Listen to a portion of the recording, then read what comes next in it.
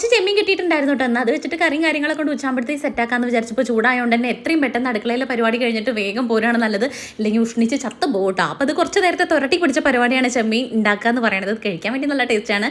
ഉണ്ടാക്കുമ്പോൾ കുറച്ചധികം മെനക്കെട്ട പരിപാടി ആയതുകൊണ്ട് തന്നെ വേഗം തന്നെ ഞാൻ വൃത്തിയാക്കി കഴുകി ഇതാ നീറ്റാക്കി വെച്ചിട്ടുണ്ട് കേട്ടോ. ഇനി ഇത് നമുക്ക് കറിക്ക് വേണ്ടിയിട്ടുള്ള പരിപാടികൾ നോക്കാം. അതിലേക്ക് കുറച്ച് മുരിങ്ങക്കായും കാര്യങ്ങളൊക്കെ ഉണ്ട്, അതിട്ട് നമുക്ക് വറുത്തരച്ച് വെക്കാമെന്ന് വിചാരിച്ചു. അപ്പോൾ കുറച്ച് മുരിങ്ങക്കായും പച്ചമുളക് തക്കാളി ഇത്തിരി ചെമ്മീനിടണുള്ളൂ, ഇഞ്ചി വെളുത്തുള്ളി ചതച്ചത്, മഞ്ഞൾപ്പൊടി മുളക് പൊടി, പിന്നെ ഇതാ പുളിവെള്ളം കൂടെ ഒഴിച്ചിട്ട് നമുക്ക് അത് അങ്ങോട്ട് സെറ്റ് ചെയ്ത് കലക്കി അങ്ങോട്ട് വെക്കാം കേട്ടോ.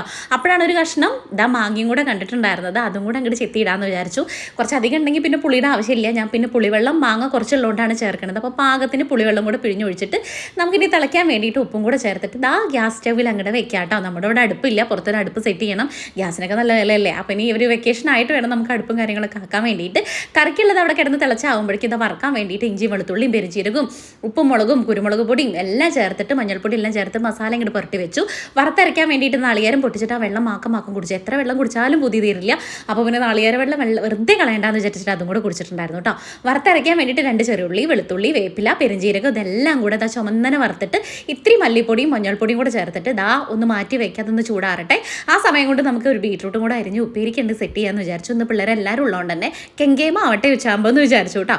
അപ്പോൾ ഒരെണ്ണേ ഉള്ളൂ, ഇനി അത് വന്ന് വാടി കളയേണ്ട. ഈ ഒരു ചോപ്പ് നമ്മുടെ കിച്ചണിലുള്ളത് അടിപൊളിയാണ് കേട്ടോ. പെട്ടെന്ന് നമുക്ക് അരിഞ്ഞ് പെറുക്കി എടുക്കാൻ വേണ്ടിയിട്ട് പറ്റും. പിന്നെ അതൊക്കെ അരിഞ്ഞ് റെഡി ആക്കിയിട്ട് ചട്ടി വെച്ചിട്ട് എണ്ണ ഒഴിച്ചിട്ട് കടുക് പൊട്ടിച്ചു. ഇത്തിരി വെളുത്തുള്ളിയും ചെറിയുള്ളിയും വേപ്പിലയും ഇതെല്ലാം കൂടെ ഒന്ന് മൂത്ത് വരുമ്പോൾ നമ്മുടെ കുറച്ച് മഞ്ഞൾപ്പൊടിയും കൂടെ ഇട്ട് കൊടുത്തിട്ട് അരിഞ്ഞ് വെച്ചിരിക്കുന്ന ബീട്രൂട്ട് അതിലേക്ക് അങ്ങോട്ട് ചേർത്ത് ഉപ്പും ചേർത്ത് അടച്ച് വെക്കാം കേട്ടോ. ഞാൻ ഇതിൽ വെള്ളമൊന്നും ചേർക്കില്ല. ആവിയിൽ കിടന്നിട്ട് തന്നെ അങ്ങനെ വെന്തോളും. എന്താ വെച്ചാൽ നല്ലോണം നൈസായിട്ട് കുനുകുനാന്നനെ അരിഞ്ഞതല്ലേ, പെട്ടെന്ന് വെന്തോളൂ കേട്ടോ. അപ്പോഴേക്കും നമ്മുടെ അരപ്പൊക്കെ ചേർത്ത് കറി ഇങ്ങോട്ട് സെറ്റ് ചെയ്തു പാകത്തിന് ഉപ്പൊക്കെ ചേർത്ത് റെഡിയാക്കി വെച്ചിട്ടുണ്ട്. അപ്പോഴേക്കും നമ്മുടെ ഉപ്പേരി റെഡി ആയിട്ടുണ്ട്. അതൊന്ന് വെന്ത് വന്നപ്പോഴേക്കും ഞാൻ കുറച്ച് നാളികേരം കൂടെ അതിൽ ചിരകിട്ടിട്ട് അടച്ച് വെച്ചു.